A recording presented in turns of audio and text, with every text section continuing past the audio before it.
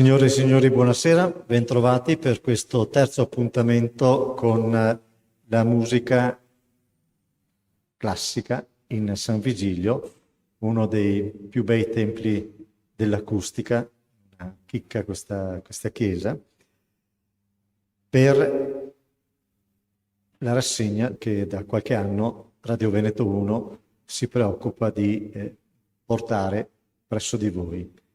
Giovanni Battista Scarpa, allievo di Michele Lotte ed Enzo Porta, si è perfezionato con Renato Zanettovic, Daniele Pascoletti e Cinzia Barbagelata. È stato prima parte dell'offerta musicale dell'Orchestra da Camera di Venezia e dell'Orchestra Futura, esibendosi anche in qualità di primo violino, di spalla e solista. Ha collaborato con l'Orchestra Filarmonica del Teatro La Fenice di Venezia, collabora anche con i solisti di Radio Veneto Uno. A proposito, la nostra modestissima radio è l'unica e la prima in Italia ad avere la sua orchestra filarmonica e la sua orchestra da camera. Approfondisce il raro e interessante repertorio per due di violini con Stefano Bruni, mentre con la saxofonista Emma Nicole Pigato propone al pubblico brani originali e trascrizione di opere barocche e classiche. È docente di violino presso il liceo musicale Marco Polo di Venezia. Stefano Bruni, il suo compagno di violino, si è diplomato in violino presso il Conservatorio di Venezia, perfezionandosi poi con Enzo Porta e Daniele Pascoletti. Si è specializzato in violino barocco sotto la guida di Stefano Montanari. Ha collaborato con l'Orchestra da Camera di Venezia, offerta musicale, l'Orchestra Regionale Filarmonia Veneta e il Teatro La Fenice. Dal 2011 fa parte dell'ensemble Mondo Antico, con il quale ha suonato presso alcuni dei più importanti festival internazionali. Ha inciso per le etichette Brilliant, Nave e Sony. È docente di musica presso il MIUR. Anche lui è spesso ospite e collabora al nostro progetto di riscoperta della Scuola Grande di Musica Veneta, quello appunto di Radio Veneto Uno. Io direi di farli entrare con un applauso.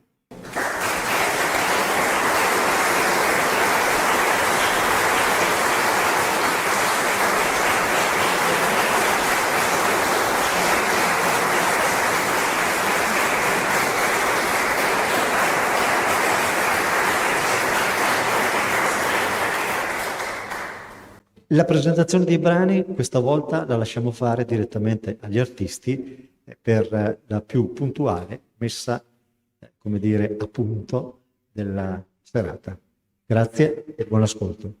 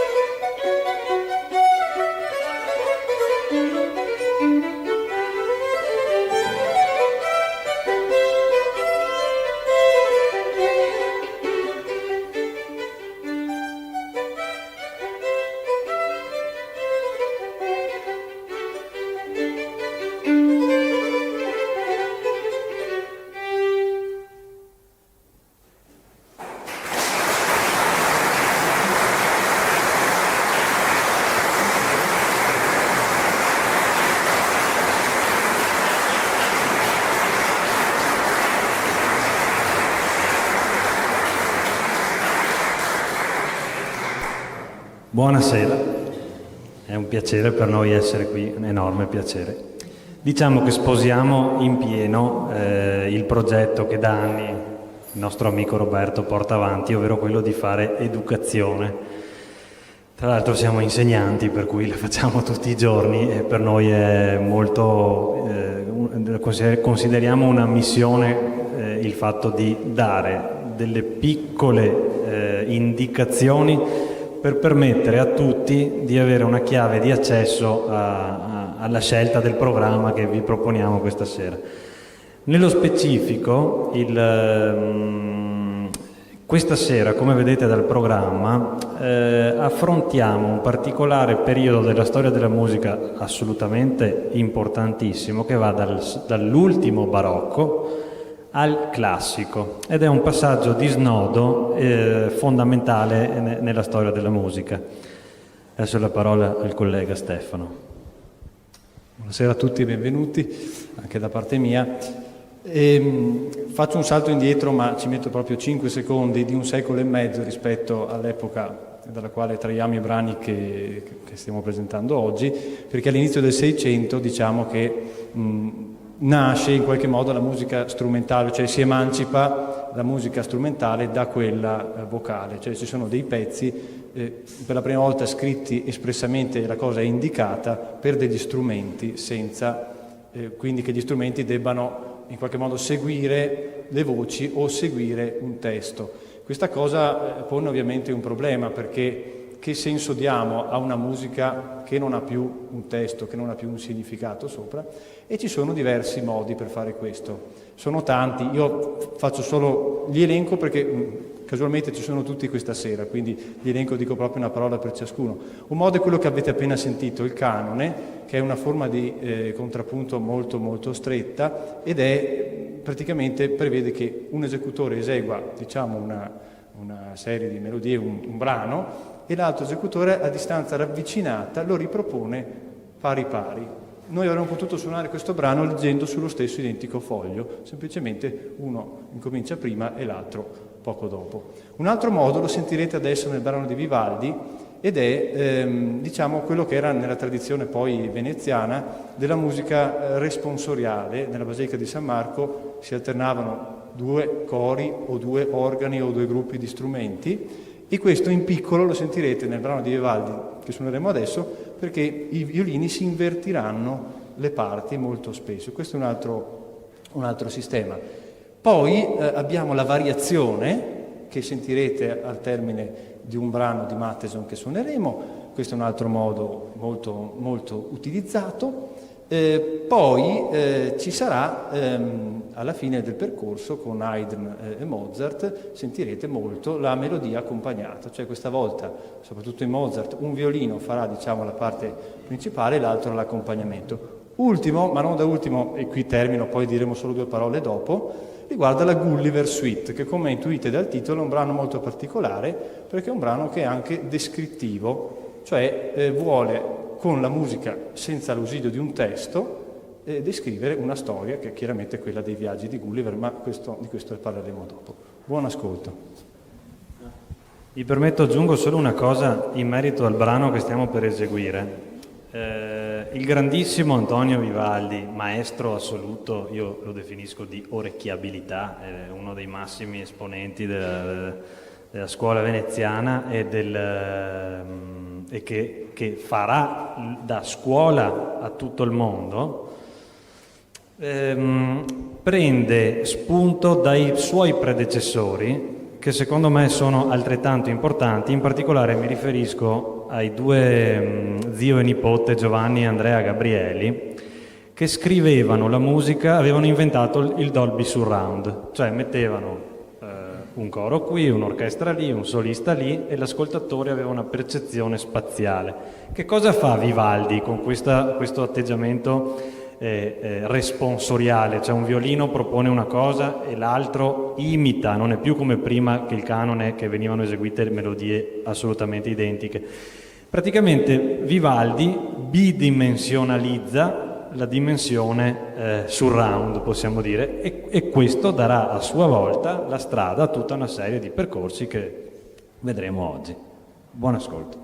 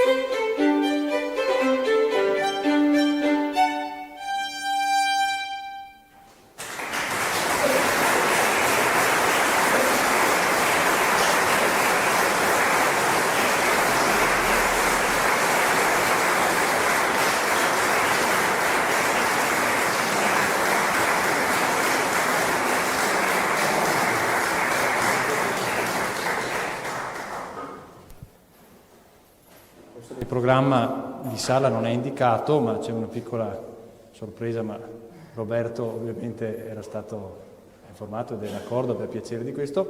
Nello spirito dell'epoca, spiego anche il perché del titolo un po' strano, che si rifà al famoso film Una poltrona per due, una valigia per duo. Perché valigia? Perché chiaramente la formazione dei due violini è una formazione molto agile, nel senso che si presta a suonare in tutti i luoghi, grandi, piccoli, senza bisogno di trasportare strumenti ingombranti.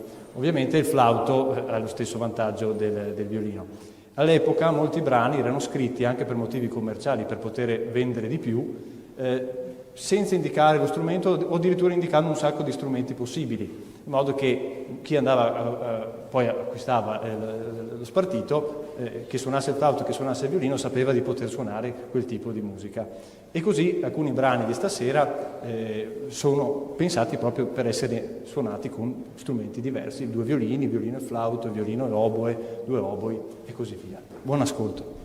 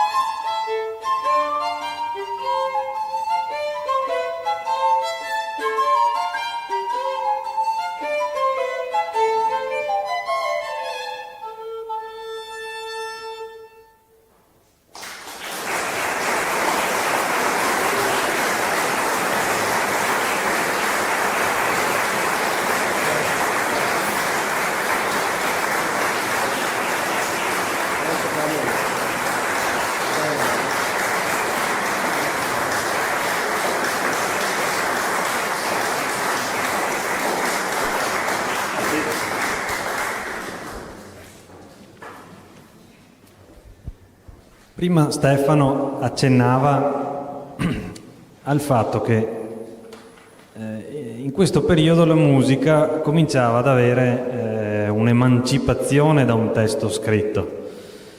Tante volte ci si chiede: ma cosa significa la musica? In realtà la risposta è più semplice di quello che sembra, ed è: la musica non può altro che significare se stessa e nient'altro. Tuttavia, non mi addentro in questi concetti addirittura filosofici, perché ci vorrebbero serate intere. Tuttavia, esistono degli episodi in cui i compositori scrivono della musica,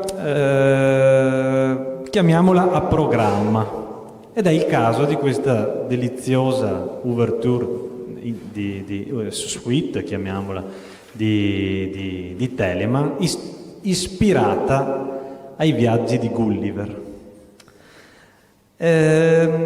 Allora, a parte un'introduzione in stile francese assolutamente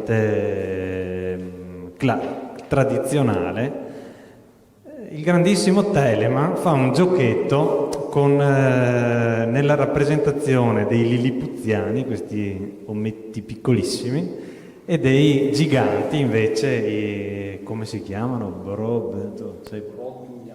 È un po' difficile, comunque i giganti. E che cosa fa? Cerco di spiegare per chi non conosce la musica. Rappresenta i lilipuziani con delle note di valore piccolissimo, cioè tutto questo più nero vedete e più significa che le note sono di valore piccolo. E quindi fa un gioco più per l'esecutore che per l'ascoltatore, a proposito del fatto che la musica rappresenta se stessa. Per quanto riguarda i giganti, fa la cosa opposta. Vedete che la pagina è fatta da note bianche. Le note bianche rappresentano, sono valori molto grandi, cioè note di valore lunghissimo.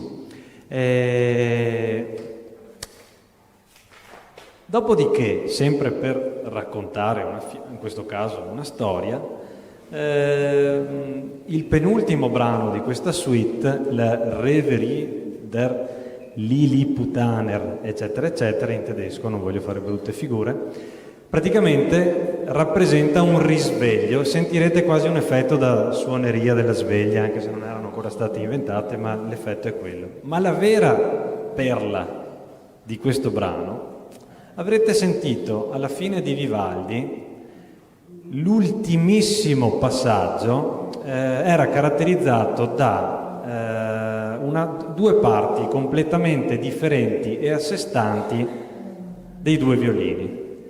Telemann fa parte da un presupposto simile, ma lo supera e addirittura scrive due parti completamente diverse. Un tipo di danza al primo violino e un altro tipo di musica contemporanea dall'altro, che è fatta apposta a disturbare. Infatti io cercherò di dare questo effetto di cattiveria e di disturbo nei confronti di Stefano. E quindi addirittura in questo caso Telemann, in questa epoca, anticipa dei procedimenti compositivi che verranno esasperati nel Novecento. Se pensiamo a Luciano Berio, per esempio, è pieno di questi tipi di episodi.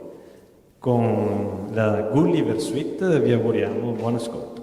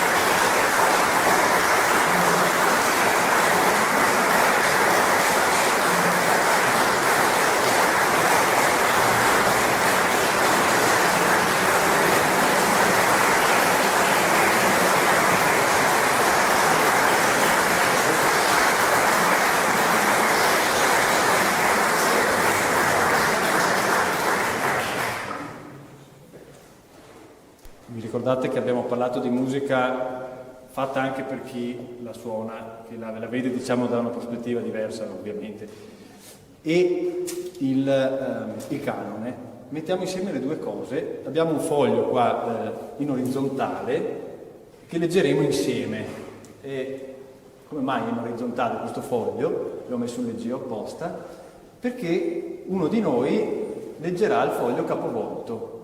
È un brano di grande virtuosismo compositivo, non è difficile da suonare, ma per chi l'ha scritto è veramente impegnativo, perché noi suoneremo, uno suonerà il foglio leggendo le note diciamo dritte e l'altro le leggerà capovolte con la pagina girata dall'altra parte, e vedrete che funziona perfettamente. Quindi questo pezzo è stato fatto per essere suonato, uno parte praticamente dall'inizio e l'altro parte dalla fine e va al contrario, e funziona perfettamente. Immaginate cosa vuol dire pensare una cosa di questo tipo e realizzarla. Buon ascolto.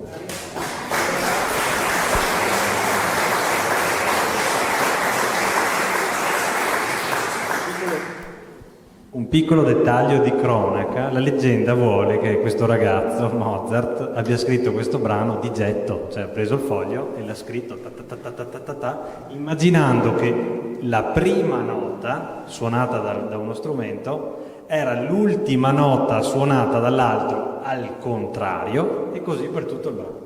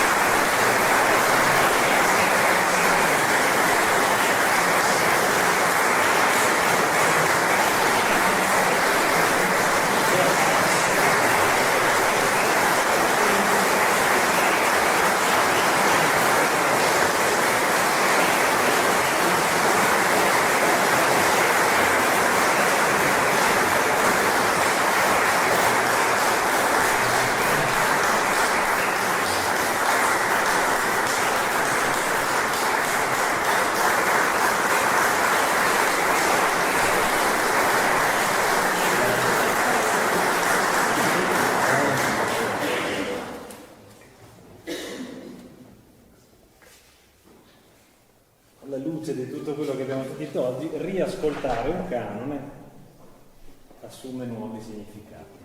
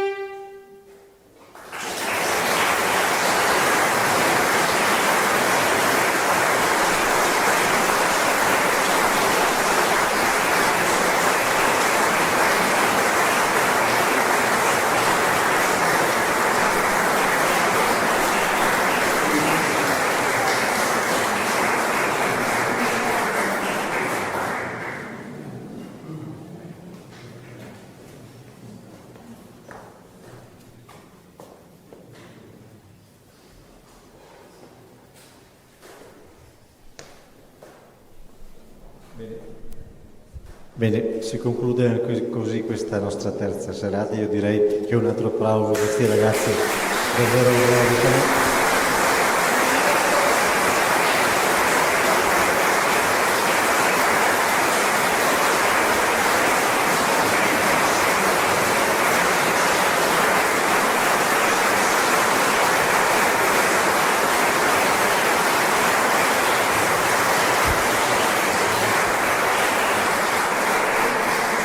Direi che con molta classe, con uno stile unico, ci hanno dato le lezioni di quella che era la nostra terra.